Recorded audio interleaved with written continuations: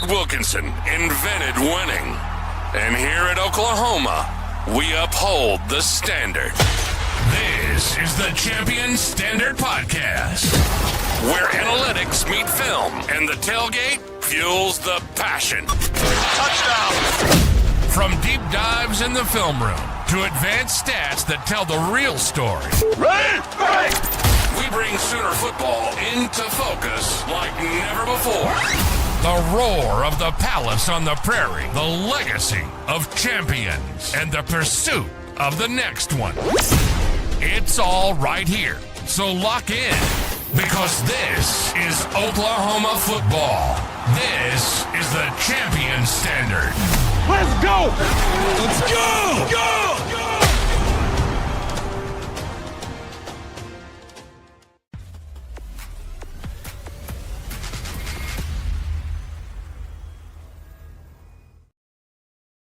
Hey, Sooner fans, welcome back. Sooners bounce back in Columbia, South Carolina yesterday. Big bounce back. Another impressive defensive win. That defense is just fun to watch. I can't get enough of watching them. It's been a long time since we've had a defense that's just, I don't know. I don't want to use all the Brent words, suffocating, whatever, but man, they're just good. They're just good. You can depend on them game in, game out, to wreak havoc on the other team. So, yeah, it was pretty cool to see our defense not allow a third down conversion until I think it was like the fourth quarter. They were 0-10 at some point, and then they converted some. But by that time, we were already up and rolling. So, yeah. 26-7, and the 7 was kind of gifted to South Carolina. So, just a great performance. Anytime you can go on the road in this conference and win by several scores, it's a good win. Conference is deep. There's 8 teams yesterday in the conference that came away losers. So, they would like to be in our shoes today. Right. Yeah, I feel like the script was about exactly what everyone wanted. Getting in the run game, getting the RBs, getting the running backs touches early and often.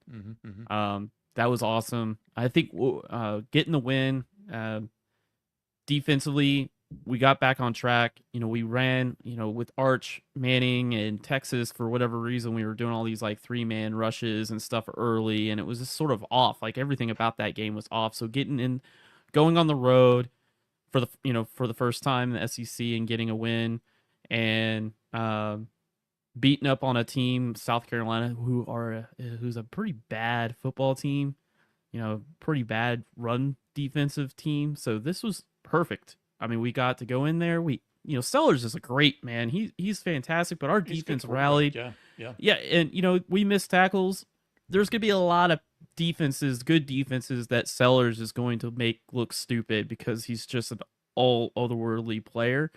But we basically took out everything of the South Carolina offense to where all he could do was play hero ball and just scramble around for his life and just make something out of nothing. And our defense did great. I think we ended up with 13 tackles for a loss and 6 sacks. Is that right?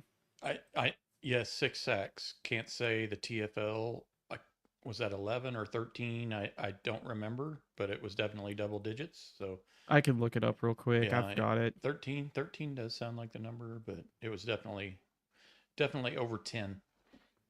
I felt like there was a lot of guys getting involved yesterday. It was good to see that safety at the end too. Was that Marcus Strong that got that? Yep. Yeah. Yep. We had the backups in, still just dominating the line of scrimmage. I love it. Yeah, 13 tackles for a loss and 6 sacks and 2 interceptions. That's a good day in the office. That's living in the backfield. Yep, for sure. Yeah. Before we go any further, please like, subscribe, download wherever you can find us. I always like to try to catch you off guard a little different every week, Rob. See if you're paying attention. So we want to few takeaways from the game. Yeah. Yesterday. We can go into those if you want. We've kind of already touched on my first one, but yeah. Let's do it. Want to go into those? Yep.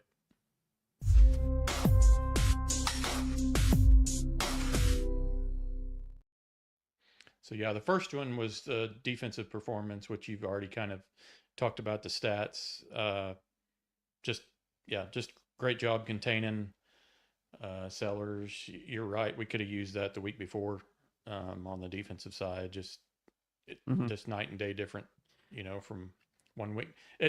It's nice because here we are, 6-1, 7 games in the season. We can say the Texas game was kind of a one-off.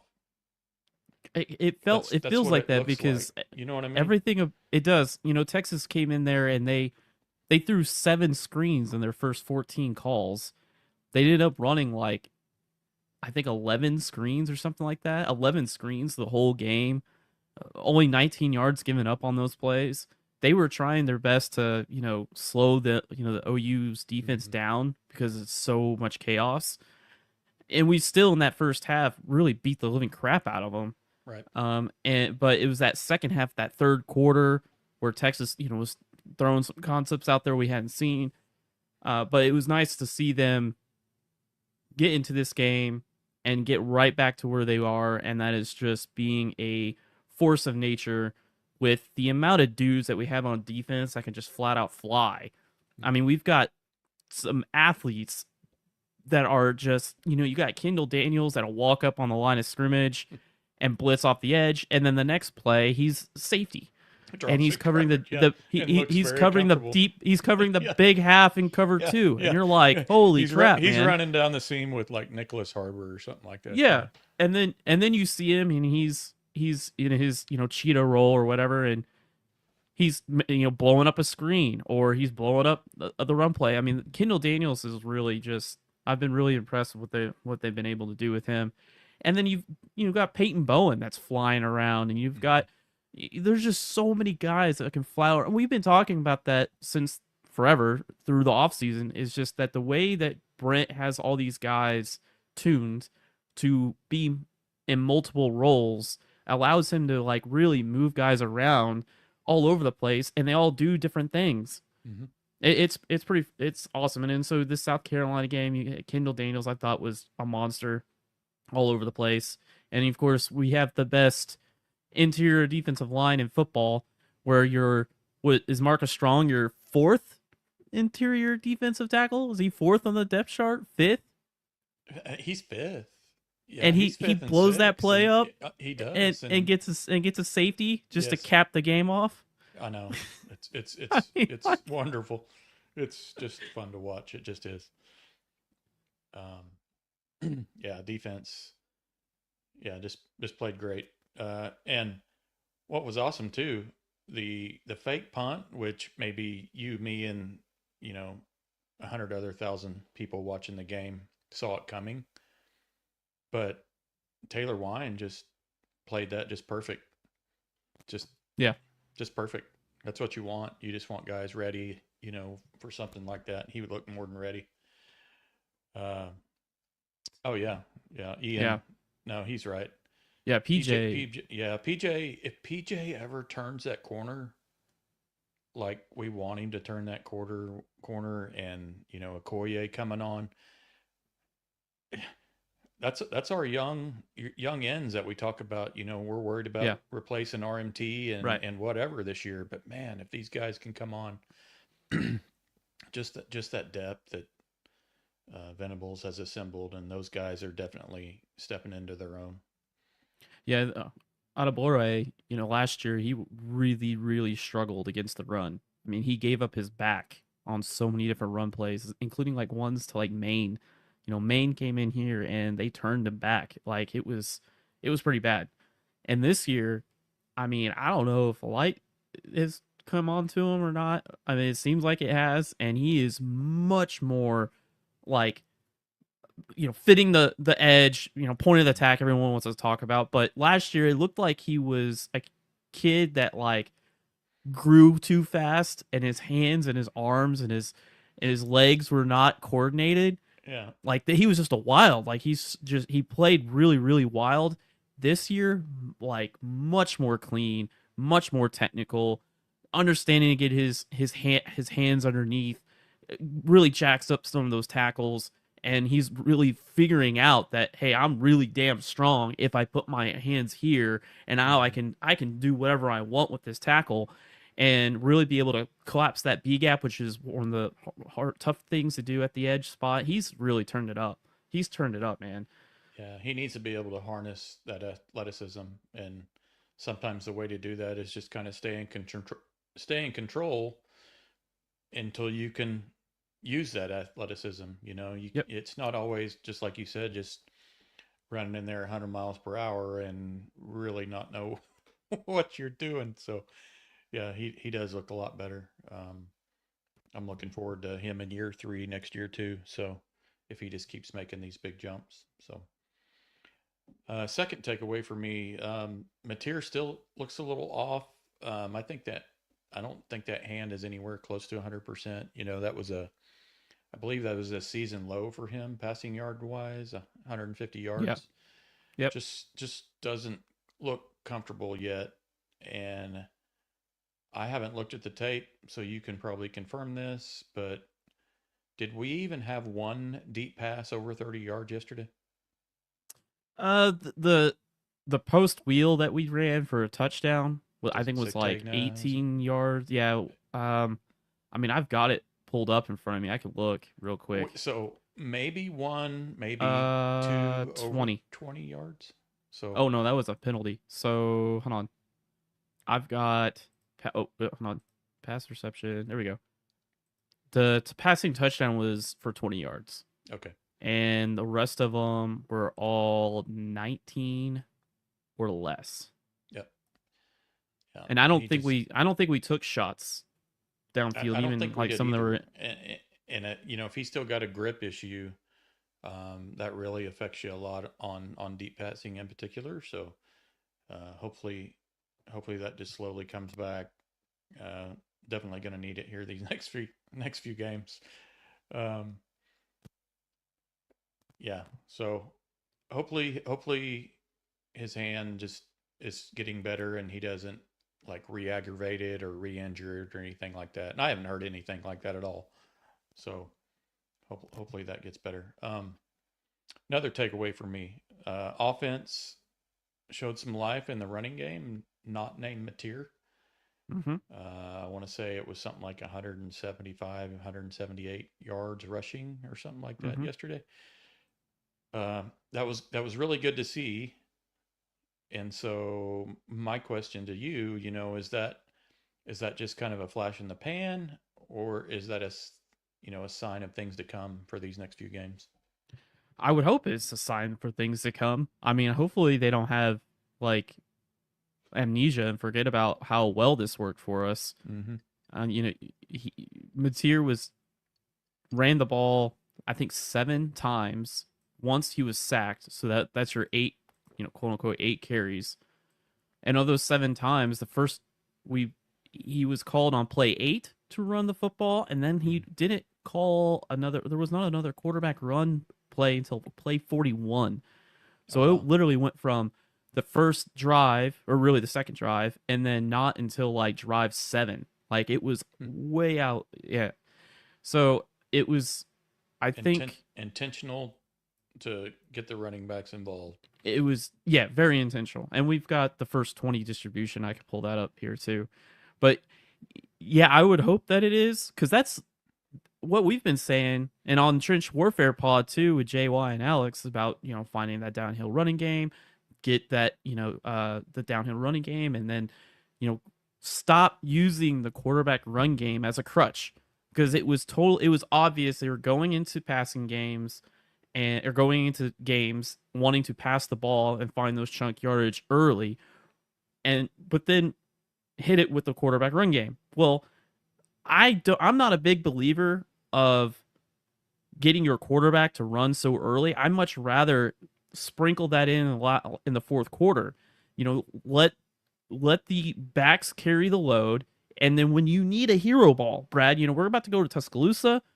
We're about to go to Knoxville. We're going to have some shootouts. Like our defense is going to need help. we're going to have to score some points. Yep. I much rather grind out with the running backs. And then when you get to the fourth quarter, your quarterback has fresh legs and he can play some hero ball to find you that play that you need to get you over the top on a drive to go score. I much rather have that. And that's where, we always say, or I always say, 12 rushing plays for the quarterback is my cap, is like my ceiling. But I'm trying to hold out really running the quarterback until later half of the game. And that includes remembering as a play caller how many pass calls I'm calling and him scrambling out, which he has not done as much this year as he was last year. Last year, he ran out of his 800 yards on the ground last year, 360 plus was from pass calls scrambling. This year, he's gotten away with it. That's why you kind of see him trying to find a pass play, and sometimes take a sack. But yeah. Let's try to more dancing. I'm hoping that anything. I'm hoping this is the recipe. This is the formula. This game of South Carolina is the formula to being on a playoff team. To be a playoff team, you have to have a grinding out. You got to grind out running back carries. We averaged like 5 yards a carry, Brad. Yeah. For the running backs. Mm-hmm. That's amazing. Like, that's what we need to keep doing. Now, South Carolina, terrible. Like, they are a terrible, terrible coached defense. Like, terrible. Number 7, I don't know who that guy is. Number 7 for South Carolina has to be probably the worst linebacker I have seen play. Out of all the games I've watched and rewatched, number 7 South Carolina, I would have, if I was a defensive coach, I would have taken him off the field. Like, he had no idea what he was doing. Right. Yeah. No, I agree. And to your point on quarterback run game, I'm with you. I would rather save a lot of that for the fourth quarter when you need to sustain drives, especially like the old naked bootleg. You haven't shown it the whole game, and then all of a sudden, yes, that's when like a Tom Brady would, try a naked bootleg as late in the fourth quarter, whatever. Never runs it for 3 games, but the element of surprise. That's what it's all about. So. And we kind of did that in this game. We got the running backs going, and then we had that arc read with Mateer, and he would go run for 5, 6, 7, 8 yards. We did this quarterback power read, and we're getting the running backs to carry the load, and then the quarterback run game is the cherry on top, not the inverse of trying to run your quarterback 6 times in the first 20 plays over and over and over again. So Jimmy said something that I was wanting to touch on. Oh, I've been wanting this Blaylock X-Rob backfield all year. You and I talked about it. We love X-Rob. We've loved him ever since last year. And him and Blaylock are just a really great combination. God, I hope they both stay healthy because they look good together out there. Not together, but you know what I mean. They just complement each other good whenever Blaylock's out of the game or whatever. I hope that continues. I don't want, if DeMarco keeps tinkering with the damn rotation. Oh God, he's part of the reason that makes us want to drink during games, just screwing with the rotation and playing guys just to play them. You know what I mean? That's one of the things that drives us crazy. Just stay with the hot hand, and he did yesterday. Yeah. He stayed with the hot hand, which is what we've all been asking for. The offensive line got a push yesterday that we haven't seen in a while. Brent said it in his post-game presser. They were able to get that pile moving a little bit forward. Yep.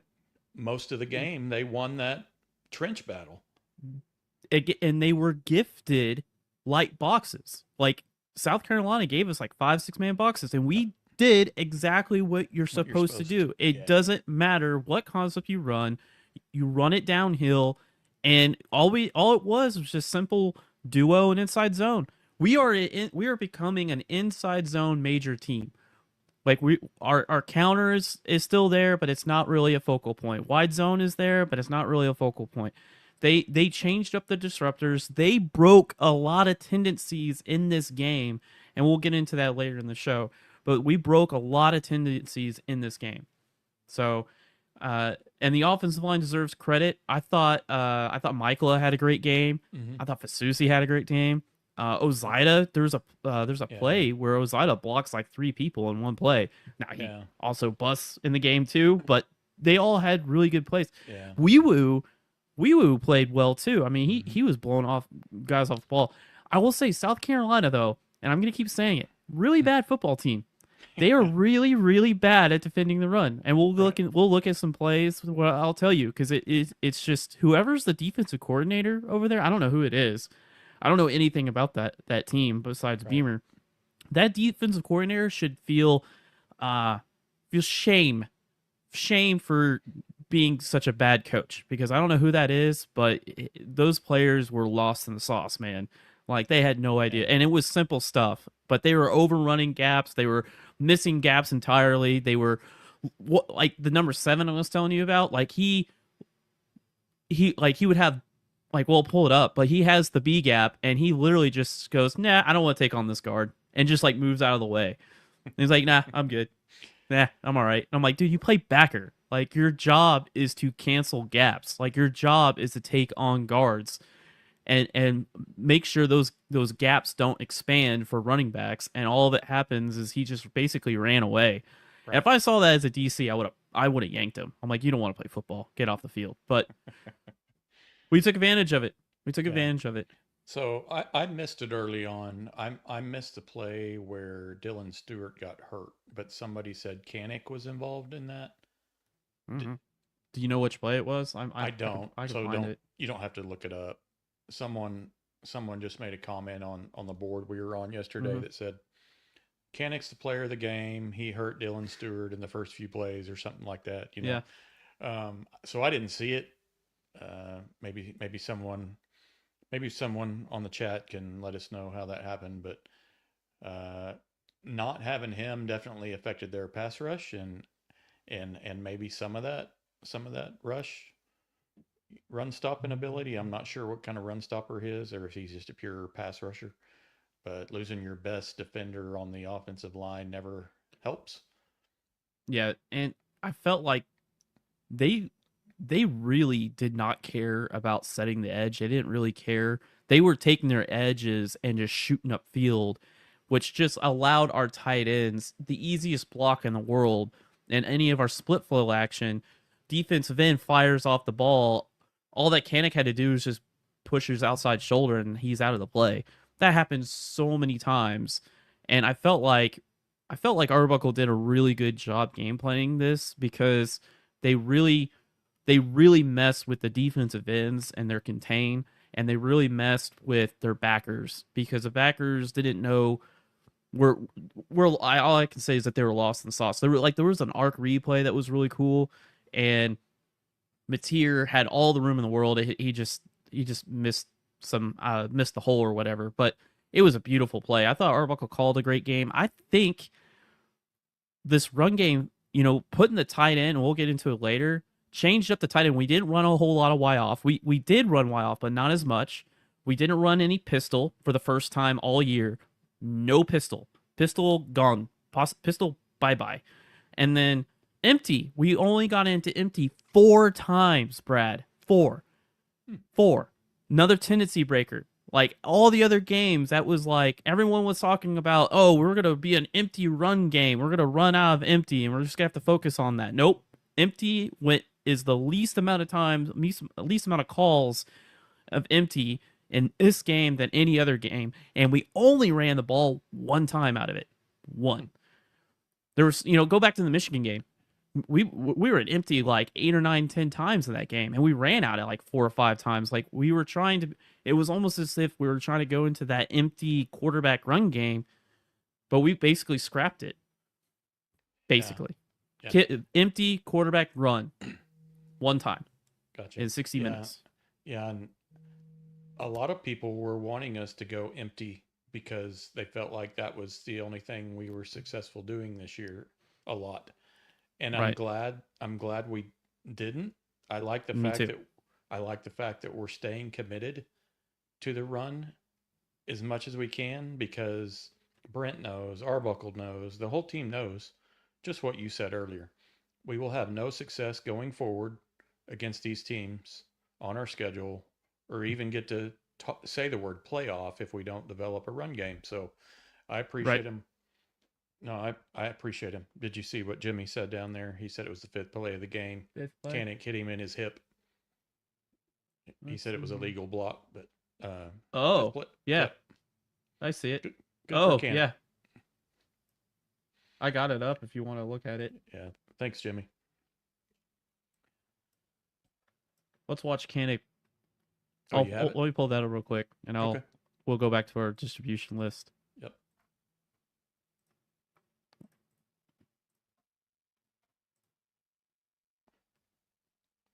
So Cannick is doing a motion lead, and he's gonna hit him right there on that hip.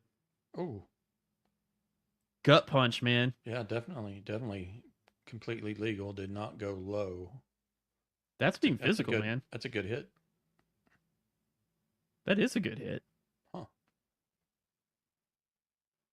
All right. Well, look at this double team, man. Wee Woo played like he was possessed, man. Mm-hmm. Like he was getting some movement. Yeah, maybe just a little now screen out there. Maybe the offensive line kind of had one of those come to Jesus things this past weekend. You never know. Sometimes it takes a loss to do that. We've it does do that before, you know. So sorry, you had your go ahead. Yeah, so this is the script, what I call the script. Like, you know, as an OC, you kind of try to build out like, hey, these are the first 20 plays I want to run. Everyone kind of talks about the OC like, you know, I want to get this involved. I want to see what the defense does here. I want to see how the defense lines up, etc., etc. And so I just took a quick glance at the first 20 plays, you know, distribution of running backs, quarterback run game, wide receiver in the run game, and passes. And in the South Carolina game, our running backs carried the ball 10 times. The highest all year in the first 20 plays. And they averaged the highest of 7.3 yards a carry. Better than Kent State, better than Illinois State, better than Temple, better than in the first 20 plays, our running backs got off to a hot start. We committed to it, and we just kept running it, and we had, for the first, a 50-50 balanced split in the first 20 plays. And I think we could expand this out to the whole game. I mean, we probably lean a little bit more pass, and it's just kind of natural for the modern spread game, but that's pretty good to go into a game on the road against a team that you know that is terrible at defending the run, and you just run it down their throat, just downhill, inside zone, duo, over and over again. Yeah, that's that's a good commitment, and that was definitely a game where we should have tried to commit more, and we did. So, good game plan. Glad it panned out. Man, I was worried there at halftime. The refs were doing everything possible to just keep this as close as they could for 4 quarters. But I know that was, and I usually won't talk about a call here and there, but it was like blatant. And it's not always the, 8 penalties you had. It's the 3 or 4 the other team didn't have. We know of 1 or 2 on that touchdown play that they had alone. So, I was seriously concerned that the big fix was in yesterday. That's how it felt anyway, first half. Yeah. It's I appreciate breaking tendencies. I honestly didn't know it was going to happen this quick, but I think, like you mentioned, a loss to your rival kind of speeds some things up. The sense of urgency kind of goes, sky high. And with the sense of urgency sky high, everyone's on the same page. You can make changes in a heartbeat. But again, down here, John Mateer ran on play 8 Like his first carry of the game was play 8, and he doesn't do it again until play 41. So I think it was the second drive all the way down to like the drive 7 or 8 or whatever it was.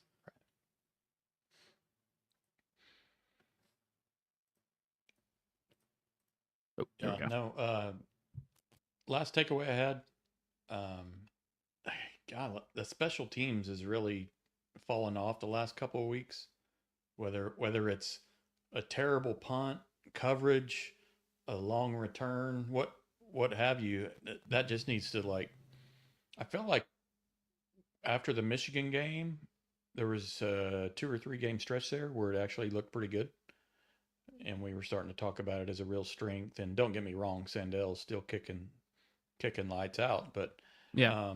the punt game in particular just needs and kick coverage. Man, got to get that figured out. Can't have those special teams plays that are oftentimes the difference. And we know for a fact over the next 5 weeks, we're going to probably have 3 or 4 one possession games. Oh, yeah. You know what I mean? Yeah. It's coming. These next 3 games are going to be absolutely wild. Yeah. Ole Miss and Lane Kiffin. Lane Kiffin's coming off a loss. He's looking to bounce back. Ole Miss is going to be pretty pissed off losing that heartbreaker to Georgia. And then you've got Tennessee and Knoxville with the best receiving core, in my opinion. It's right next to Alabama. But you've basically got a back-to-back with the best receiving core, not in the SEC, but in the country. You know, right. Brazzell, Staley, and then you've got Jeremy Bernard and Ryan Williams and Horton for Alabama. Like, those 2 teams are going to put your defense in a bind. They are going to score points. Our defense is going to lose drives and give up points. That is just the reality of it. Right. Run game, scoring points. Man, this is why the SEC is awesome, because each and every week is a tough matchup. I mean, I'm so happy to be out of the Big 12 playing the Kansases and Iowa States and stuff, but this stresses me out, man. Lane Kiffin, Josh Heupel, Kellen DeBoer are their next 3 coaches that we have to face. Right. And then you throw in a Missouri and LSU at the end just for fun. Yeah, Missouri's sneaky, man. They're sneaky. I know. Bo Pribla, I swear, Brad, I know the donors at Penn State watch Bo and how successful he has been at Missouri and go, why did we keep Aller, who can barely throw 60% of his passes each and every week, and Bo's over there just tossing the rock all over the place and finding success for Missouri. I guarantee you some donors were kind of pissed off with Bo transferring, and I mean, I would be upset. Why didn't we keep him? For sure. Now, as an OU fan, I will never get used to losing. I never want to get used to losing. It bugs me. If we lose a game, it just bothers me, and it always will. But I am embracing these matchups every week. There's something to be said about good on good every week. There just is. You know you're going against some of the best in the country week in and week out, and you have to embrace it and try to enjoy just, competing every week. Otherwise, it can drive you crazy. I know we were so used to, not playing in a league like that. I'm not going to be like Brent Venables here and say that OU is just killing everybody every week, like he said last week. Not like that. I'm just saying you're playing a top 10, top 15 team 7-8 weeks out of the year. And that's awesome. I mean, that's what you want. You want to play good on good each week, and you just hope you're good enough to, win more than half of those. Really, that's what the SEC is. If you go better than 500 in the SEC, it's a good year. It is. It's a good year. Right? 5-3 is a good year in the SEC. Yeah.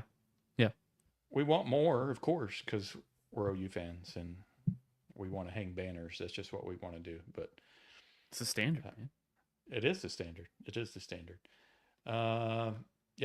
it on my takeaways. Do we want to get into the Ole Miss game, or would you like to do some stats and film, sir? Whichever, man. I'm riding the wave with you. Wherever you want. Yeah. Do you want to talk Ole Miss?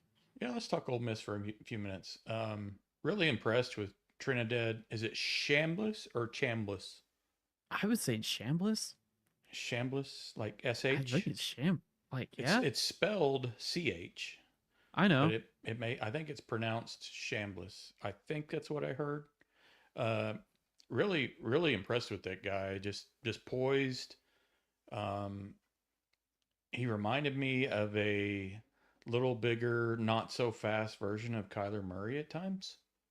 Yeah. His escapability, and then when he gets out, you're just like, oh crap, kind of thing. So I think we're going to have our hands full, because I feel like, I could be wrong, Lenore Sellers is a really big quarterback, and he's good in his own right, but I just feel like this guy's really dynamic in that quarterback position, something we haven't seen this year. He could do a little bit of everything. That's kind of where I'm at. He's kind of he's a little bit of everything, because he's got a good arm. He's been living off of zone throws.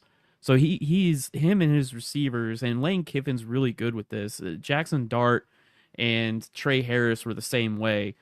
Very, very good and well coached against zone coverage and finding the zone, soft zone, sitting, delivering, just nickel dime, mental processing. It's all there. Where they got in trouble with Georgia is a team that gets in your face. They are a man and man match team.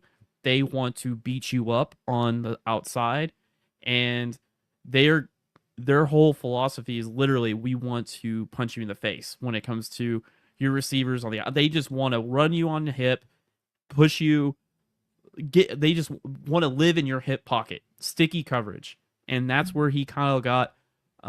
Still scored 30 points and everything, but that's where he ran in, because those passing windows get smaller. And Georgia's got I forgot the defensive end who was doing a terrific job containing his legs. So if you can contain his legs, you can play more sticky coverage, make those throws tighter. I think you got to believe that our back seven is better than their 5 eligible, and can run with any of them. It's going to be interesting, Brad, on if Gentry's willing to go. Because if he's not willing to go, and Dolby, it looks like Dolby's out. I don't know what the story is there, but you could lose 2 of your coverage players there. Yeah, no, I agree. It's not a good time to be losing cornerbacks. Not entering this next stretch of games, for sure. Yeah. And this next 3-game stretch, we need to have Gentry. I don't know how they're going to shuffle people. If Gentry's not able to go, I guess you get a heavy dose of Guillory and Eli. I'm a big Eli Bowen fan. I think he can run with any of them. Everyone kind of nitpicks his height. You can be 5'9" and be successful. There's a ton of NFL corners that are 5'9" and successful. He just needs to work on his eyes and his hands, timing, and punch, rip, all that stuff. Punch the pocket, rip the hole, and I'm a big fan of his. I think he saved our room last year. Brad, I think you've got to lean on your back seven to run with these receivers in man coverage, be in their hip pocket, tighten those throws, and then let your defense do its thing. Yeah. And I agree with Jimmy's comment here as well. Ole Miss can definitely put up a lot of points, but their defense gives up a lot of points too. I feel like this may be our first game this year where we need to get to 30 points to possibly get a win. We haven't said that yet. Our defense has been able to hold everybody down, but holding Ole Miss to low 20s, 21, 24 points is also, I mean, that's a tough feat in itself, but Right. gonna need 28, 30 points out of our offense, which we have not seen yet in conference play. Right.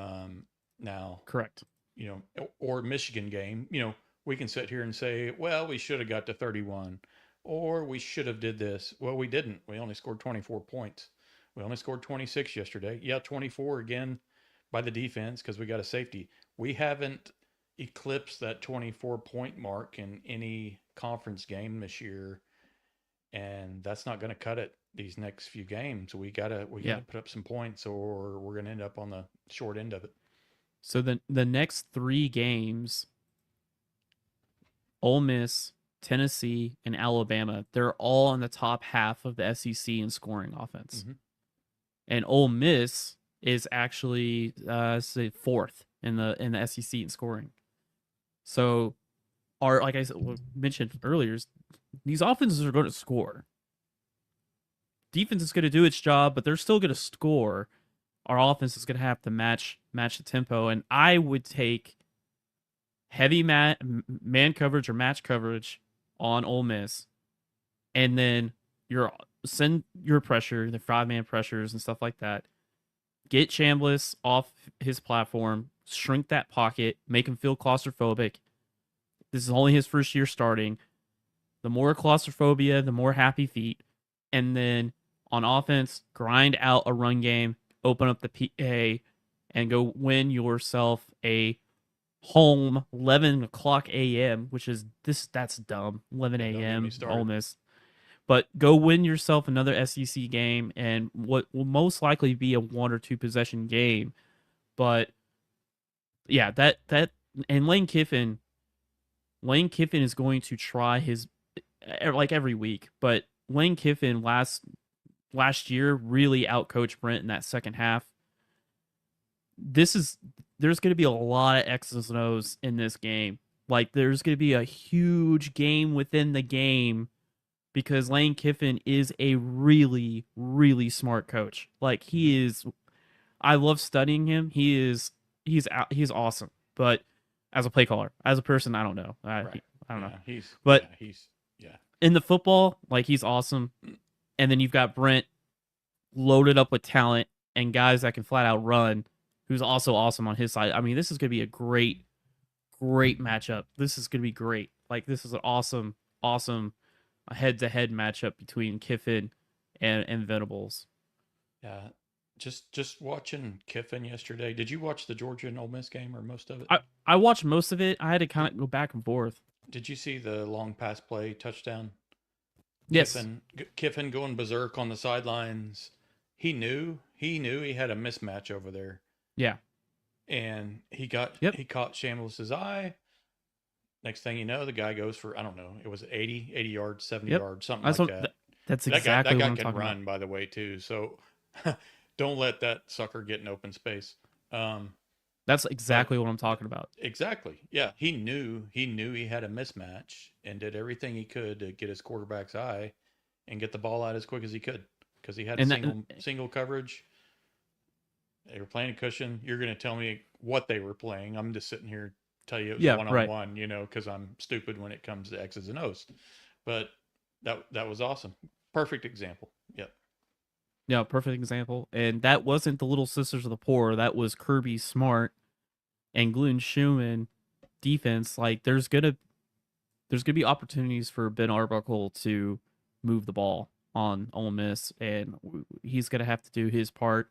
And Brent Venables, I'm excited for this matchup. I was Venables and Lane Kiffin are 2 of the best coordinators in the country. Mm-hmm. Period. Like you're talking about an awesome matchup, and I can't wait for the next one with Josh Heupel. I love the that what they call this system. Everyone calls it the fear and shoot. The media calls it fear and shoot. But if you ask anybody of the Tennessee offense, the Art Briles offense, it's called the system. They don't tell you what the name is.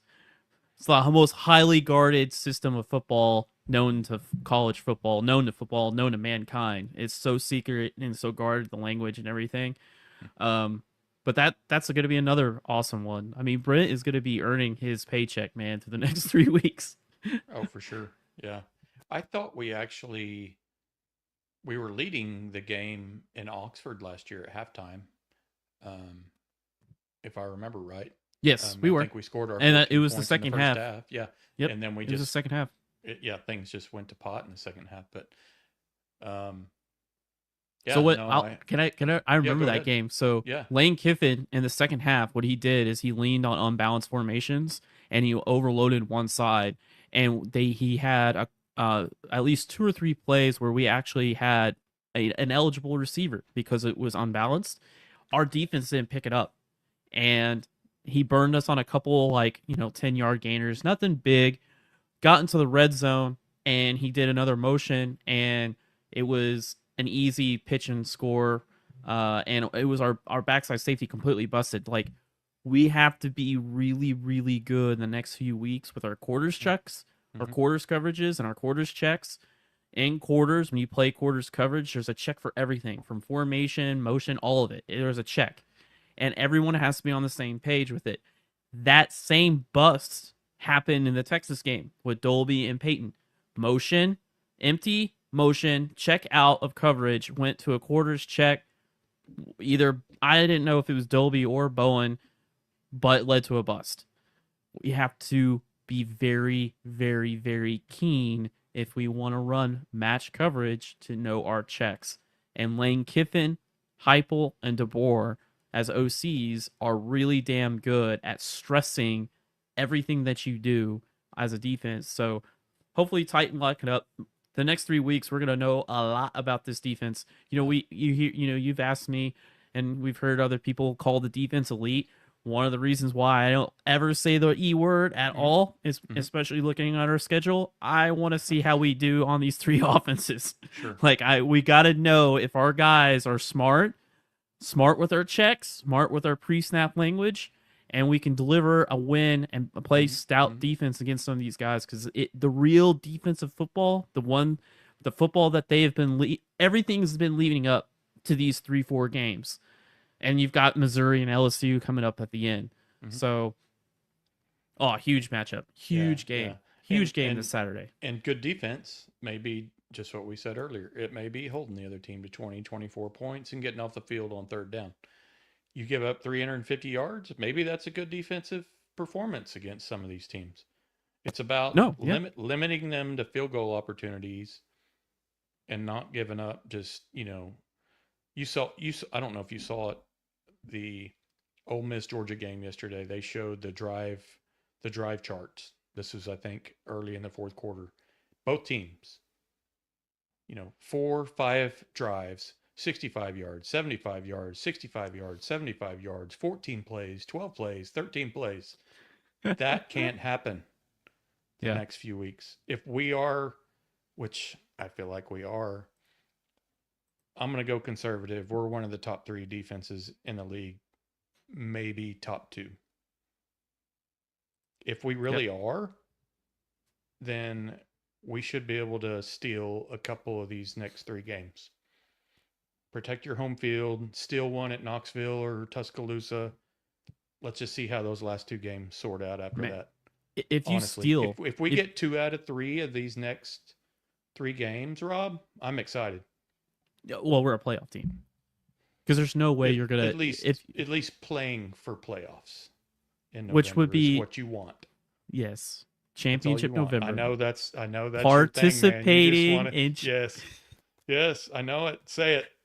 Participating in championship November. Yes, there you go. We haven't done it, and we're going into our 5th season. Yep. Okay, this is our 5th season. If we don't participate in championship November, that would make 5 years where we were not contending on playing for a conference championship or going to the playoffs.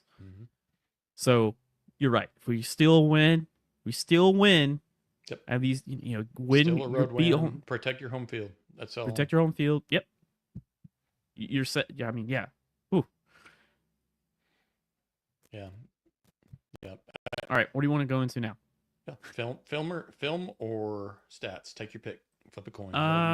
Can I do a little bit of both? I will only Absolutely. do Mix it in. Whatever you want to do. All right.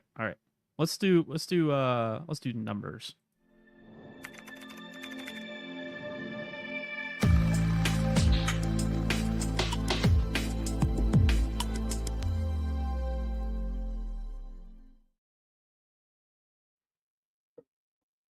Okay.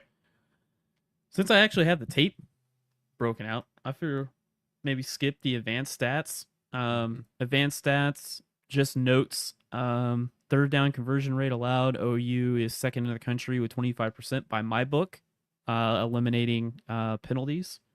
If you look at everything else, has pretty much stayed the same. We've kind of been moving a little bit up and down, but as far as like the rushing explosiveness allowed, we've kind of ticked up a little bit in the country. If you've been following us, rushing explosives have been our Achilles heel. Just go through each one of our games, like Auburn, Illinois State. We've given up some big yard gainers. That's kind of dipped us in that metric.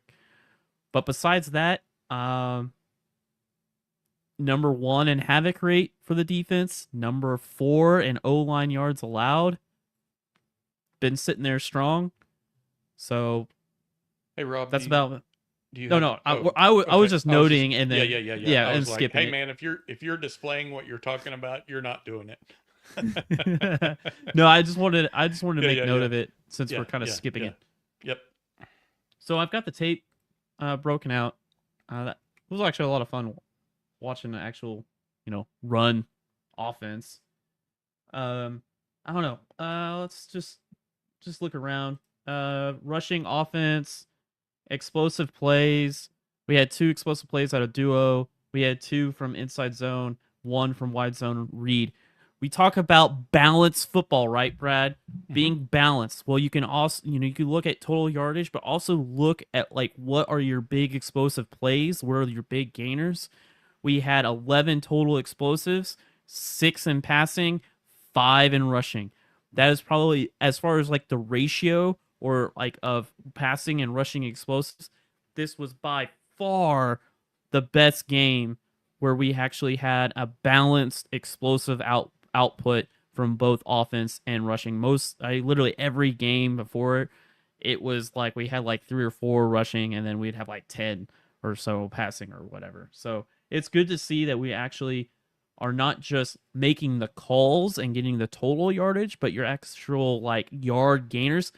Brad, our best play in this game was a rushing play. First time all year. X-Rob's 25-yarder, that was the best rushing play. It was the first time in Game 7 of this year where we actually had our best play be a running play. And that was the only play of the whole game. I was in the restroom. I come back in, and he's celebrating. X-Rob celebrating. I'm like, "Are you serious? Did I just miss something?" So I want you to take a look at this right here. Average distance on third down, 5.6 yards of average distance. And if we want to look at versus Texas, it was 9.5. Yeah, no, that last one you showed, the 5.6, that opens a playbook. It does. And if you can run and on those early downs, pick up those 2nd and 7s, 2nd and 6s, and then be able to, get to those 3rd and manageables, you can run whatever you want to run, man. The slants, the return routes, the RPOs, all of that open up. You can't run RPOs when you're 3rd and 8. Like, you just can't. You're trying to get the ball downfield. But at 3rd and 5, your RPO game is still alive. And I know there's people that hate RPOs, but half the playbook there. Let me see. What else do we want to look at? That's clear. Let's look at. So I have a question for you while you're looking for stuff. Yeah. So we're an air raid offense, right? Yes. Air raid base. Like, a couple of things I rarely see in our offense. Sure. Very little screens, very little like wheel routes. Is that normal?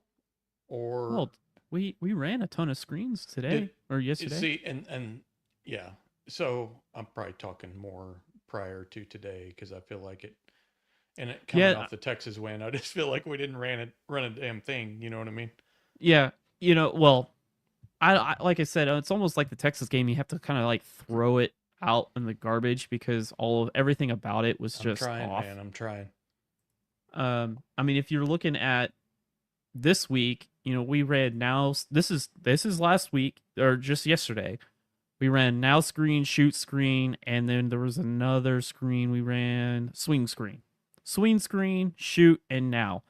Now screen is like you got stacks and you're throwing to the outside like right now. Shoot screen is just a different route. Swing screen is kind of like your the banana. You see the running that kind of banana. Maybe out. It's just not me recognizing it like I would a traditional screen. So we definitely called a lot more screens in this game than we ever had in weeks prior, and it was actually what opened up our wheel route for a touchdown, which we'll take a look at that later. But yeah, I mean, our inside zone and duo were our two biggest yard gainers. So inside zone duo, it just depending on your language, but inside zone duo, everything downhill. Running backs getting downhill right now in a hurry. We are running the football in between the tackles. We're double teaming. We're getting to the second level. We're moving people off the ball. Very awesome to see because in all the weeks prior, Brad, our plays lean to the passing side. Actually seeing our best yard gainers on the run game is another really big positive in this game. If we want to let's look at the run game real quick. So this is average yards per play for the run game. Mm-hmm. And we had 9 calls for inside zone for 6.8 yards a carry. Mm-hmm. We had duo for 9 calls for 6.2 yards a carry. We had quarterback power for 1 call for 7 yards. And we had wide zone read for 1 call for 10. But I mean, look at that mountain, man. Like we had 18 calls between inside zone and duo. Just the same plays. They're the same plays. They're just adding split flow action to it. They're dressing it up with, jet motion and stuff like this and that. But it is essentially the same exact play. They're just dressing it up with different motions and arc reads. So there was an arc replay I really liked. And then outside of that, Brad, that's where the quarterback run game was. So what they did is they basically took their playbook and almost like they cut it in half, chucked it, and said, okay, we're going to run 50% of our plays on running backs through these 2 concepts only. We're going to dress it up, and then we're going to sprinkle in the quarterback run game. That is a huge breaking of tendencies from the prior 6 games. 100%. 100% get away from trying to lean on the quarterback run game so early. Let's go to the running backs. What can we run? Inside zone. Duo. Okay, let's dress it up. Okay, get later into the game. Again, Mateer ran in play 8, doesn't run again until play 41, and again play 60 and 70, or 60 or whatever. Then you start bringing in your quarterback run game. That's where you got the wide zone read. So after you've gotten the downhill going, and you got all of it dressed up, then you go into the next layer, and that was the wide zone read, the power read, and then the arc read. So it was the amount of work that they got in, Brad, in 20 hours is impressive. They got all this finished in 20 hours, 15 hours on the field. So when you were asking, is this going to be a mainstay? I would say I would hope so, and I think so, and yes. Yeah, we certainly hope so, for sure. That ball control, if we can become ball control, we know what that'll do to the defense as well. So, yeah, I'm with you. Still have counter, ran counter, GY counter 1 time, ran quarterback GT counter 2 times for 2.5 yards. So what it feels like to me is that, again, counter is boom and bust, and it's been busting on us so much. They dialed it down and went to a bread and butter play. Like inside zone and duo are not plays that bust a lot, but they're not explosive plays either. Like they're not they're not huge explosive drivers, but dial back trying to find the boom plays and counter and increase a consistent bread and butter with inside zone and duo. So, yeah. Eli didn't like my ball control comment.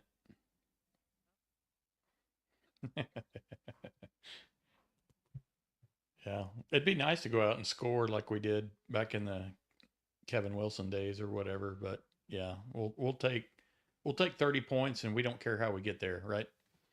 yeah, right.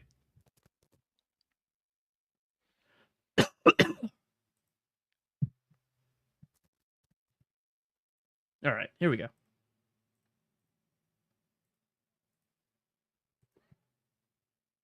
All right, so this is our pass play distribution, like per call, and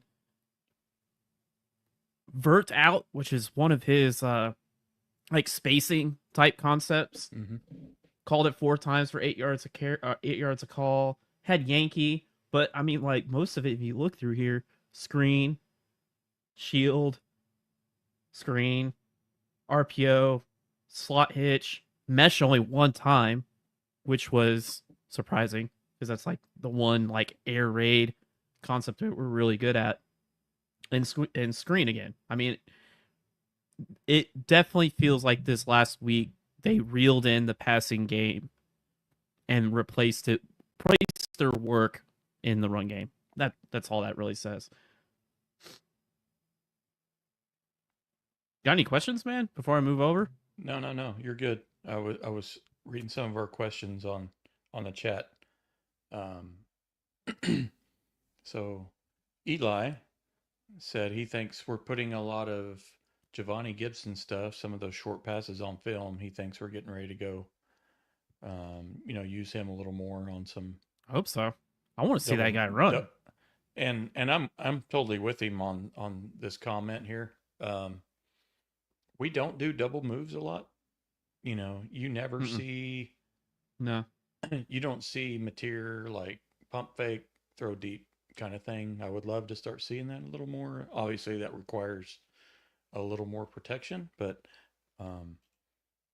yeah. So I'm hoping we got some deep threats coming up, some deep balls coming up these next couple games. Yeah, Giovanni is a big kid, man. He's a unit. He is a unit. I talk about that screen game. It basically just is a run play. I mean, you just get him the ball, and now you've got him versus some smaller corners. Like he can get you 3 or 4 yards. I mean that is easy play. I just want to see him run, man. They only gave him like one like little fade. I'm like, dude, this kid. I remember watching film of him in the off season. Like the kid can run. Like he's a unit that can run. I mean, like, oh. No, he's good. We haven't seen we've kind of scratched the surface on his potential. Obviously, he's coming back from injury, but yeah, I think they've just been kind of working him in kind of slowly. Haven't been forcing things his way, so to speak. So yeah, hopefully with who is it? Who's the receiver that? Oh, there's a couple that kind of got banged up. I'm drawing a blank, but yeah, would love to see, Burks, Satanga, Gibson just have one of those games where we put up something crazy, just some weird 250, 300 yard performance, which is probably not going to happen, but it would just be nice to see that coupled with this run game that we've maybe discovered all of a sudden. Yeah. Are we ready for some film? Do it. Hey, Eli. Hey, if you're listening, man. If there's any play that you want to check out, let me know. I can pull it up and we can break it down. That goes for anyone that's still hanging on with us here. Yeah, absolutely. If anybody's got something they want to look at, just throw it at Rob. Off.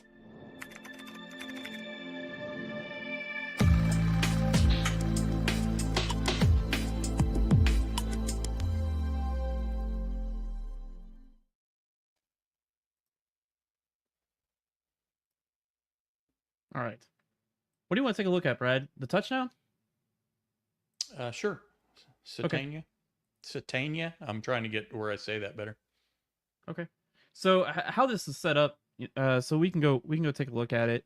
So that play is that third quarter?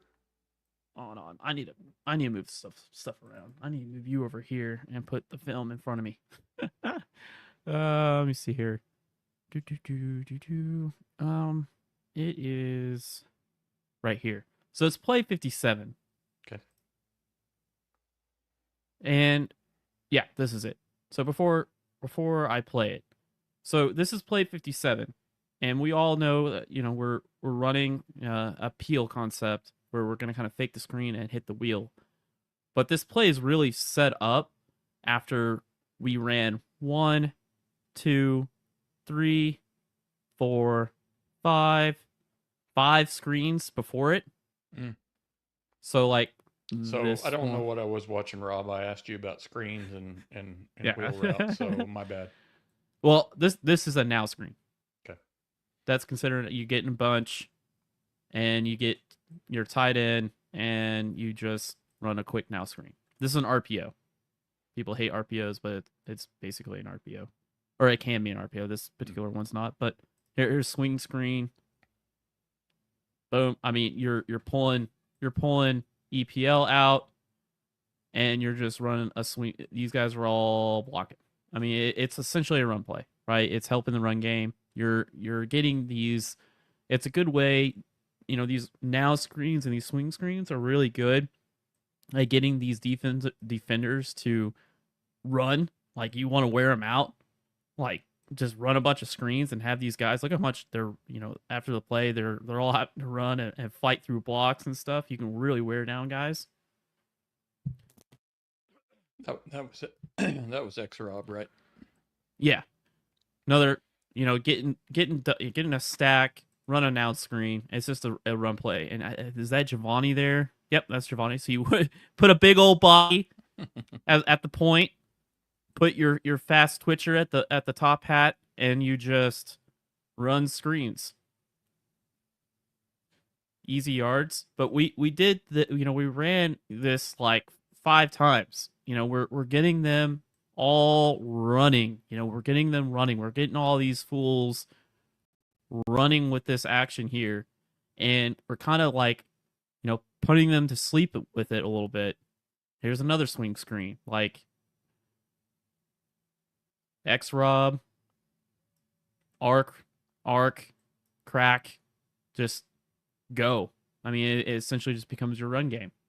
Well, after you've done that 5 times, right?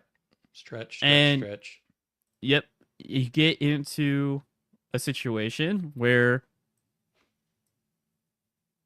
you go. Let's see. I'm just gonna let it play.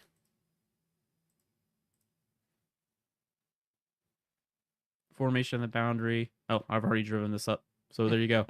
Where's this going, bro? So you're getting a post.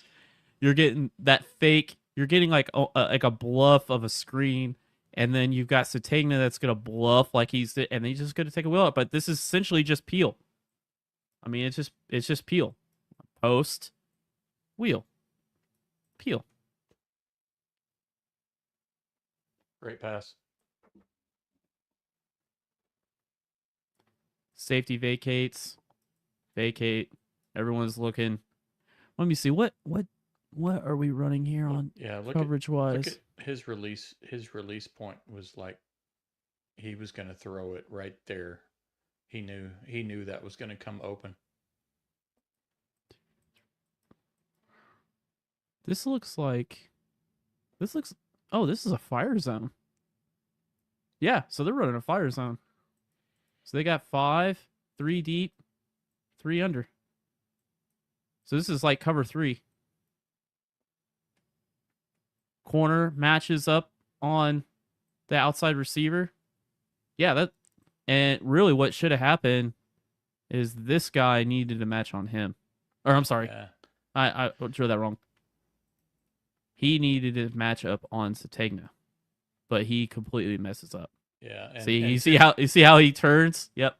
See how he turns? He knew he was screwed right there. He had 2 options there because the post was going to be potentially open as well. Yeah, He he's gets rid of passing that it ball. off on Yeah. him. Yeah. You would have to lay it like way out here because this guy will undercut it. Or just slice it in there. You wouldn't even have to lay it up, but it's open too. So Yeah, great pass. yeah. I don't know about you, but I love when Satanga has the ball in his hands. I always feel like he makes one guy miss. Just kind of has that elusiveness, and I don't know if that that's the same reason he's a punt returner. You just have the ability to make that first guy miss and get those extra few yards. He's all about that. Yep. Is there? Oh, this is the arc read that I really liked.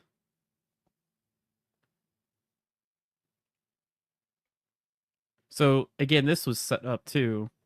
You've got all this, duo counter, and you've got all this split flow. I'm sure this is probably split. I mean, you're motioning all these split flow. This is defense will call it slice because you're slicing the play in half. You're slicing the field in half by adding another gap to the other side.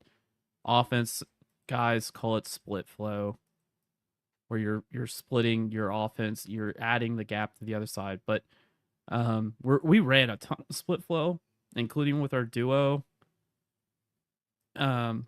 plays, and then our like layer on top of it all was our power read, wide zone read, and then this arc read. And it's basically an extension of zone read, and everyone is familiar with zone read. And you've got I just like this play. I know it doesn't do much here, but there's a lot of potential with this play. So you're getting your arc, and what Mateer is reading here is he's reading this defensive end. This defensive end is crashing down because we've ran wide zone, we've ran inside zone insert, we've ran duo, and this defensive end is trying to crash it on the backside, and then adding this layer with the quarterback run game late in the game. This is gonna pop, Brad. Like eventually, this is gonna pop. Like it doesn't pop here, but this is gonna pop. This backer here stays home. This backer is gonna eventually start trying to crash through here because if the defensive end all flow this way, it's gonna pop. I saw this on film for the first time this year, and I got giddy, and I was like, "Oh man, this is gonna be good." Once they get those guys rolling, so that was a really cool one. Again, that's late in the game. But Brad, did you want to take a look at our first big explosive? Was it this one? Yeah. So it was, I believe it was 2nd and 20 on that. Is that what it says? Usually you have the down and distance listed on there, don't you? Or no? So I think it was 2nd and 20. We got backed up, holding call. And I just felt like this was a really big play early in the game. If nothing else, just to get momentum. But he made it 3rd and 2 just with one snap. And I think ordinarily, Mateer might have forced something there and tried to throw it instead, just to try to get all that back, and they don't need to. Hey, I think you may be muted. There we go. Can you hear me? There you go. Yep. Yeah, so let's unpack this. I've only watched this one time, so this is the second time. Okay, so what we've got is we got shock. You got shock, you got a stick, a hitch, and your fade. And this is an RPO. So he's obviously going to be reading this backer here. He sees this backer turn his hips, and he's getting into the the pass play here, and they're running quarters. This is looking like, yeah, this is stump. So this is cover 4 stump. That's a quarters check. Linebacker's foot. He's ready to take this backer here is ready to take any sort of inside release from this receiver here. And then this receiver, yep. So this guy's megged up. This receiver's poaching. So he's looking across the field, looking for anything deep over. I'm just spelling it all out because it matters. Because if this backer didn't go here and stayed in the fit, he probably tries to hit this stick route or yeah. So this again RPO. This is RPO duo, and so that's what's happening on the back end. That's what made Mateer hand the ball off. And you get into with this guy vacating. Now you got this guy vacating. This is a light ass box, man. I mean, you've got 5 on 5 or Right. 1, 2, 3, 4, 5, 6 on 5. Yeah, look, sorry, there's 2 huge holes there just from the gate. yeah, and you're getting double team. Boom, great double team. Great double team. Again, duo. What is duo, Brad? I'm going to quiz you. No, don't quiz me right now. What about you, Eli? Duo, what is duo? Double up. Double up. Teams? 2 double Double teams? up. Tradition. Yeah, I mean that's like one of it's really just, double up duo. You don't necessarily have 2 double teams on every duo, but it just means double up. So you're doubling 600 on 300, 600 on 300. Get these guys moving. And Michaela does a great job here. Engage, pass over, get on the backer. That's really good. And just take off. Tori's a good back, man. Yeah, he's a good back. One of the things Brent always likes to say is you got to run through the trash, and that's what he did there. That he's a good back. I want to look at one more, and let's look at. There was a play because like I said, it was at the top of the show. I think it's this one. Yeah, it's this one. This is how bad. This is just to highlight how bad South Carolina was. So, OU's run game. Just a note: we ran away from the 3-tech like 80% of the time. What I mean by 3 technique, I mean this guy right here. Anytime the B gap was closed, so let's go. Let's get into the end zone cam real quick. So you've got A gap. I can't spell. I can't draw. A. Oh, golly. A. B. C. This is a 3-tech. B gap closed. Well, we just said, and we would check. And this is kind of what I was going in the Texas game on my Substack, on the Substack that we have breaking down plays, how, some of the checks that we would normally do, we didn't really do in the Texas game. And this game, in the passing game and run game, we made our checks. You see Mateer is looking to the sideline right now. We made sure that we ran to the open B gap like 80% of the time. Like 80%. Easily. But I'm going to run this play, and I want you guys all to watch what this guy does. It's kind of funny. Okay, this guy... you called out number 7 from the get-go today. Yeah, so I am watching him. Trust me. Oh, he took himself out of the play for us. That was nice. And he did it so often. Oh, okay. Yeah, he followed so Kanik. funny. Did you see that? Yeah. His eyes were on Kanik the whole time, and Kanik wasn't even in the play. Look. Yeah. That's awesome. But that's what I mean. Like, and then 93. Another huge play there just to get out of our own 3-yard line. Yeah, it was a monster play. The other thing is 93. These guys, these interior. Maybe I'm a bit spoiled watching Jaden Jackson and David Stone and Marcus Strong and all the guys that we have. But you get a down block here, and you're obviously going to be taking on a double team.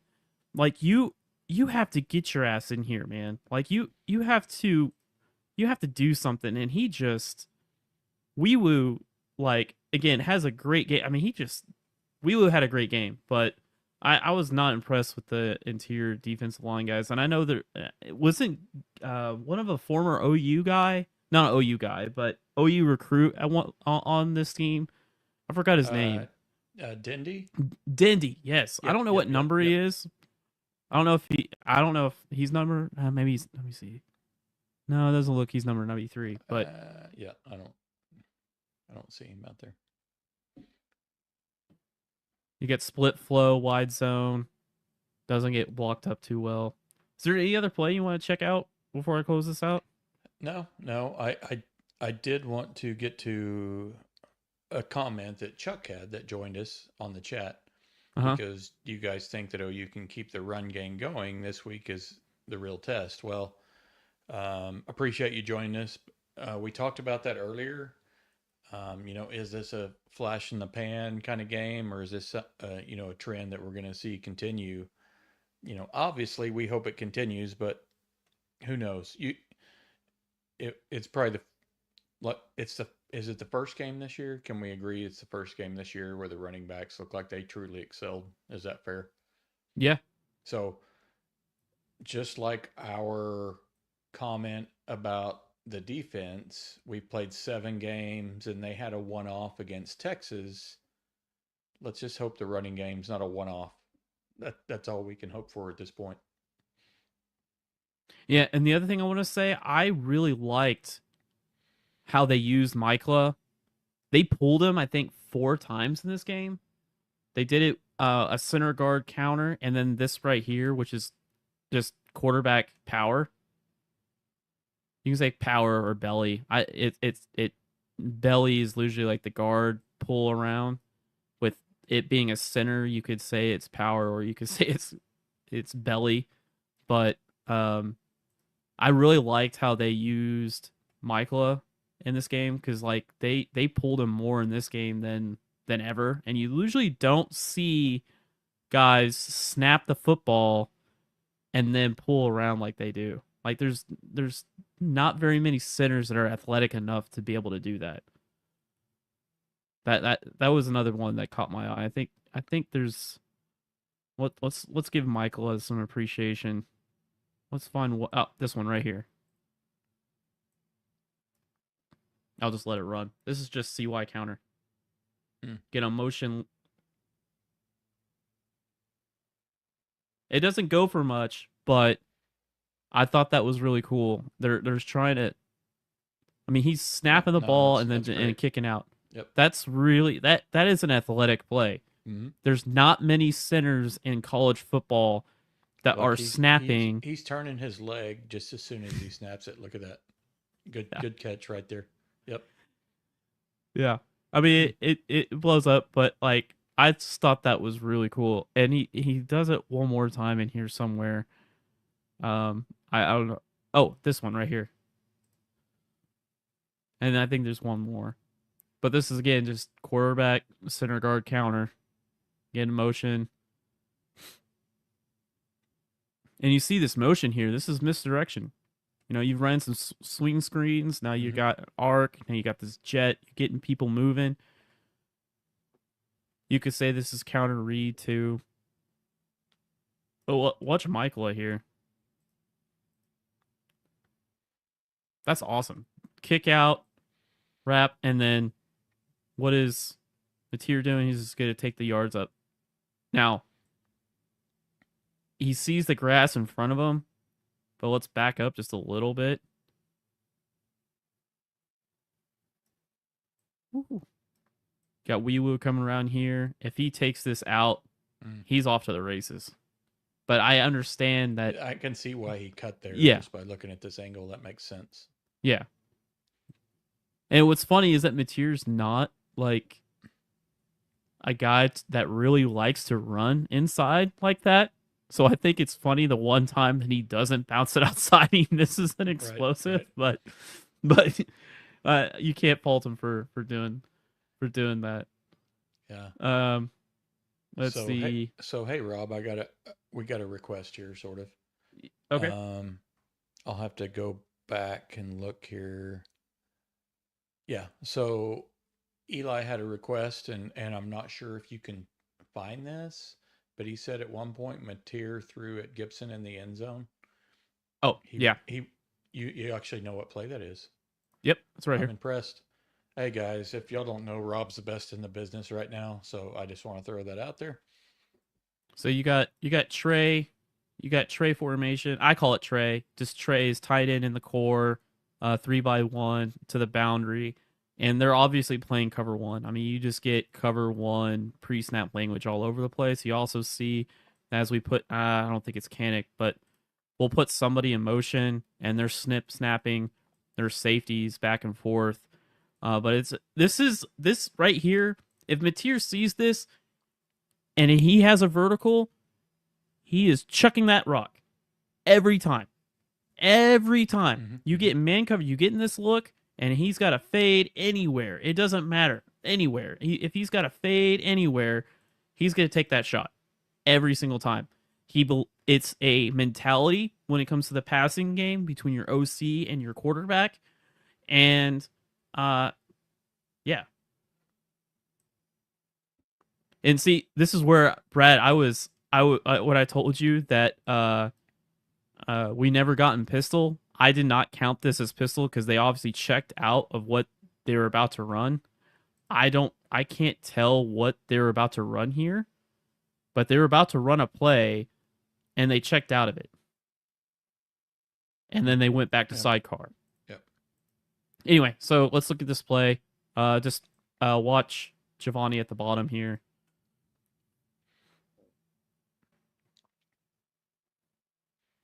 I mean, he came open if he just keeps that inbounds. Yeah. Basically. It's just Giovanni's gonna be good, man. Mm-hmm. He's gonna be good. He's gonna be real good. I'm not gonna lie, man. Like, he looks scary. Lining up across from him would scare the crap out of me, man.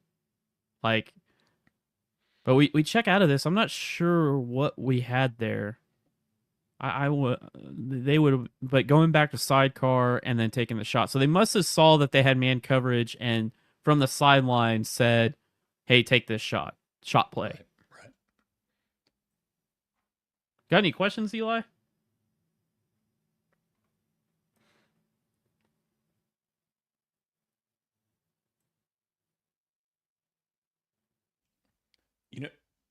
You know, we haven't been in position yet, like, that I can think of the last couple of weeks since Giovanni's been healthy. We haven't been inside the 10-yard line just to see if we can get some of those fade routes, whatever, just a jump ball to Giovanni. And this defensive back is doing really good here. He's really trying to squeeze Giovanni to that sideline. He's doing his best to try to get him as close to that sideline to cut him off. But Giovanni has got too much strength. He's fighting back on him.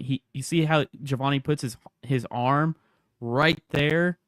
He's I mean, I don't know if there's going to be many corners that are going to be able to squeeze him to that sideline in man coverage like that. DB tried. He did good, but he clears him. Kind of that ball needs to be a little bit better. You know, that ball's, I mean, it hits on the outside and that ball needs to come right down on that pylon. He needs to put that ball right on that pylon, and Giovanni would have grabbed it. Yeah, blame it on the old thumb, man. The thumb's not quite there yet. Yeah, exactly. Yeah. Is there any other plays, Brad? No, I'm good. I was just checking out our chat just to make sure there wasn't any other plays that someone was wanting to look at. But yeah, just a great ball control type game, and let the defense do their thing. Just what the doctor ordered. Yeah, I thought it was kind of funny. 1 point, the slot whip here. So we were trying to run a slot whip right here with Satanga, and we drop it. Doesn't quite get there. And what do, Brad? We just come right back to it the very next play. We go stack, give him a little bit more room, get him off, and then just run the same play again. Same exact play. And then it goes for 10 yards. Over 10 yards. Get an explosive out of it. 3rd and 7. Just went right back to it. Yeah. So Chuck had a question. Yeah. Is Burks just not getting open, or what's the deal? So I actually think there's guys open a lot of times that Mateer misses. So I think it's a combination of, I I don't know. You go ahead. You watch the film, so I can't sit here and say what you see. So this air raid philosophy does not care about your name, your title. It doesn't care about anything. Okay, like the offense goes the way it goes, and it's about taking what the defense gives you. That's why when you look at some of those like Texas Tech teams back in the day and any other air raid team, you usually have like a guy explode one week and then do not so much, and the next guy explode in the next week, and everyone kind of takes its turn. Brad, do me a favor, go to Sports Reference. What's our what's our yard distribution? I would imagine like all the receivers are about the same. I would imagine we've got like 3 or 4 guys are all within like 100 yards of each other, because that's kind of what the offense is. Why? Yeah, the receivers. Yeah. Like I would imagine it's not necessarily Burks is getting open. It's just about like, for instance, like here. I mean, he's got. Well, that's a run play. Here, let's sort it out. It's not like there's an emphasis on trying to get guys open, or if a guy is struggling to get open. It's really all about what does the defense want to give you. And you could easily thrown it to him right here, but where is he looking at? He's scrambling out, and he finds Kanik here. Like I don't think he's struggling to get open. I don't think the offense is like necessarily like doesn't necessarily look towards somebody. If you go to like Lincoln Riley in his days with CeeDee Lamb and Hollywood Brown, Lincoln would make an emphasis of trying to get a guy open by tagging him in different routes on different plays to get him open, get my one open. That's not really true, like air raid philosophy. Air raid philosophy is staying balanced and taking what the defense gives you, regardless of who you are and what you are. Right. And so he's not going to end up tagging guys like Dion, but here's a good one by Dion. And once the defense starts to, like right here, I mean, technically Burks is a decoy. I mean, on this touchdown play that we were watching, after they hit him with 5 screens, Dion's the decoy. And Satanga gets the touchdown. And Dion's super happy about it. And that's what you want, Brad, right? Right. Don't you want guys that are kind of unselfish. They don't care about if they're going to be the number 1 receiver that week or the next week. But eventually the shots are going to start coming for Dion. Like he's too good. And really, this offense does not necessarily have an alpha receiver yet. We'll see what Giovanni does, but we really do want to be able to spread the ball and just take what the defense gives you. Let's see, is this Dion on an RPO hitch?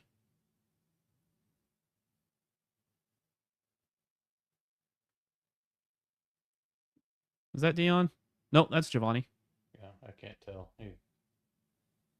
Your eyesight's better than mine.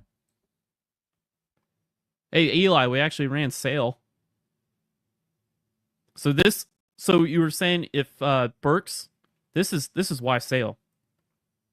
So this would have been a play, quote unquote, where Burks would have been open if the defense didn't run quarters and have playing cover 4 over here and box this sail route. So this is a great example. They're using. Let me see. Let me draw it up first. And let me clear this stuff out. This is the last one, Brad. I think we answered everyone's questions, but yeah. Well, let's look at this last one. So you're getting flat control by Satanga. You're getting a sail route by Burks. And then I'm not sure, that might be carry on or Jermichael maybe.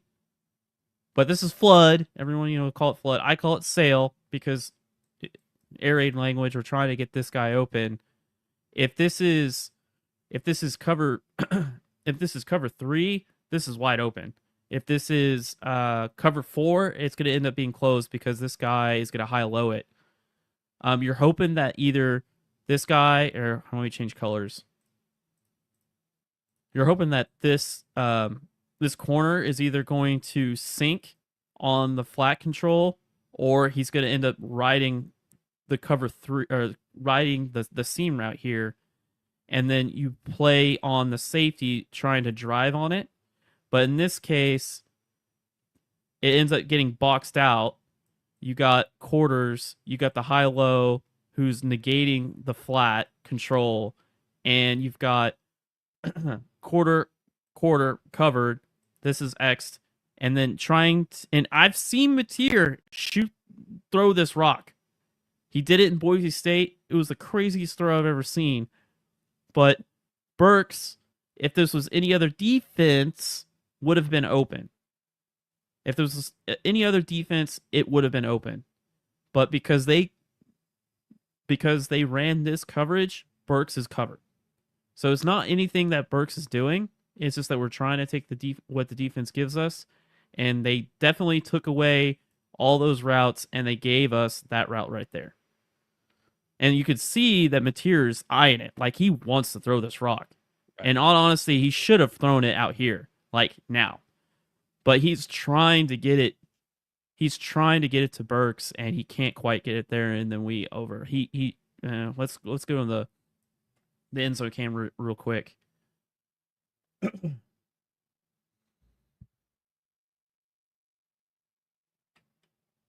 Like right now, he needs to get rid of it.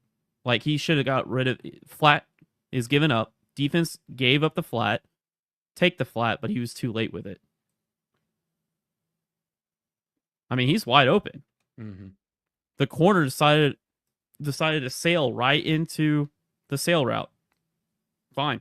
I mean, if you're going to give that up, then we should have taken the flat. Anyway, I think Burks going to have some great games down the line. If they're going to keep doing what their defense is trying to take stuff away from Burks, they're just going to give up somebody else. And then once we eat them alive with that, then Burks will end up being open again. Yeah. What'd you ask me about the receivers? Oh, just like what's the yard distribution? Here you go. Oh yeah, see? Yep. That's typical air raid. Look, you got 4 guys averaging 10+ yards a reception. There you go. That's crazy. So here's like the top 8 guys. So and Keontae Lewis hasn't played. Yeah, it's those top 4, including Kanik, who at the start of the season, would you have been like, is he going to be top 3 in receiving yards? That is typical air raid distribution right there. The only thing I would say is that it does kind of drop off after those top 4. It does. And that's where, like, I think, Charlie has posted the snap distribution where it's kind of like, we should probably have a 5th and 6th guy. Yeah, and get worked a little bit more. Like, where's the Kearney? If Keontae comes back, then I feel like we got our 5th. If he can come back healthy, because him and Giovanni are obviously same position, but yeah, but that looks like typical air raid stuff right there. Yep. No, good stuff. Man, it always feels good to do a pod after a win, because last week was rough. It was. We had to deal with the trolls and everyone else on here last Sunday too. Hey, we had reinforcements. We had Charlie come on and help us out. Charlie, that was nice. Eli's always over in the bullpen over here helping us out. So, yeah. So, people were starting to say, well, this next game's Brent's biggest game of the year. I think every single one of them is going to be big. I think every single one of them is going to be big. So all of them are big. So, this is the highest. Is this the highest ranked opponent that's came to Norman, or was Alabama ranked high last year? I can't remember. I don't think they were quite. Ole Miss, I don't recall. Is this the first top 10 team that's came to Norman? No, I mean not know. ever, but no. In the last couple of years since we've joined the SEC, probably. I would. Yeah. So huge game. We win this week. You know, it kind of gets us on the map. If we win this week, and we're not going to win 26-7, I think we can all agree to that. But if we can win in the same style or nature that we did this week, not score wise, but just go out, run the ball effectively. You're not going to get 170 yards, but go get 125, 150 almost on the ground, and get that passing game going again. Get Canick involved again. If you can get, several of those things, I don't know, throw for 250, run for 150.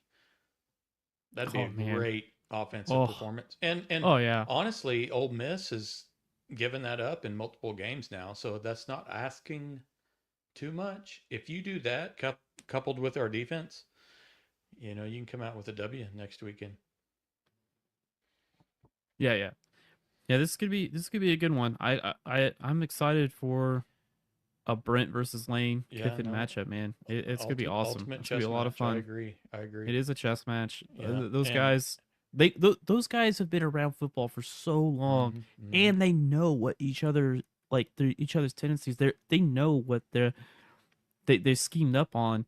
It's gonna be a who either sticks with their tendencies and the players execute to a high level to where it doesn't matter, or you break tendency and your players execute and make it play better.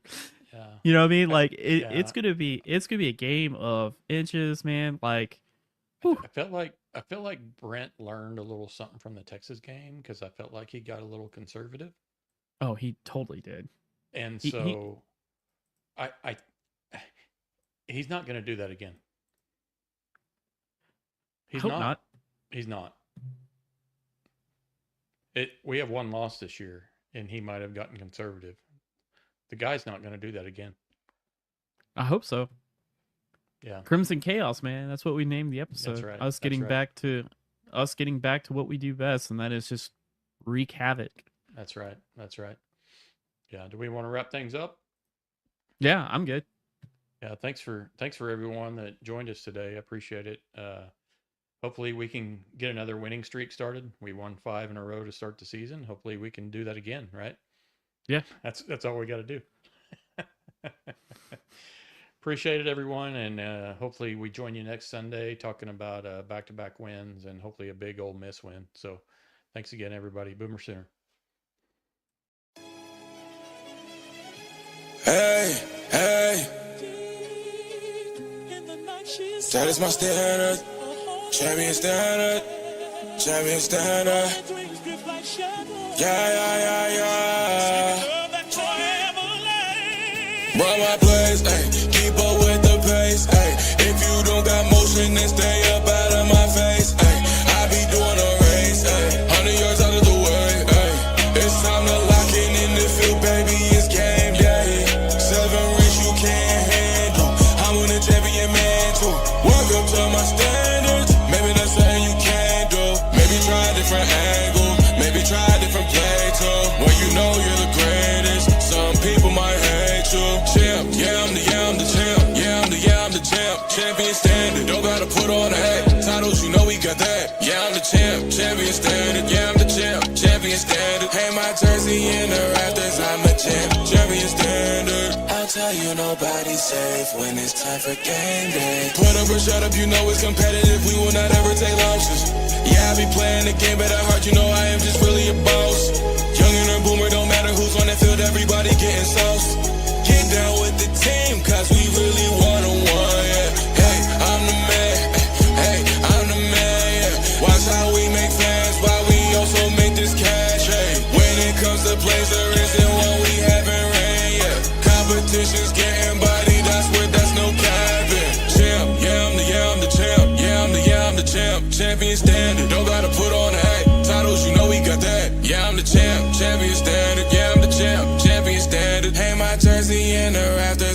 champ. Champion standard. Champ. Yeah, I'm the champ. Yeah, I'm the champ. Champion standard. Don't gotta put on the act. Titles, you know we got that. Yeah, I'm the champ. Champion standard. Yeah, I'm the champ. Champion standard. Hey, my jersey in the rafters. I'm the champ. Champion standard. I told you nobody's safe when it's time for game day. I told you nobody's safe when it's time for game day.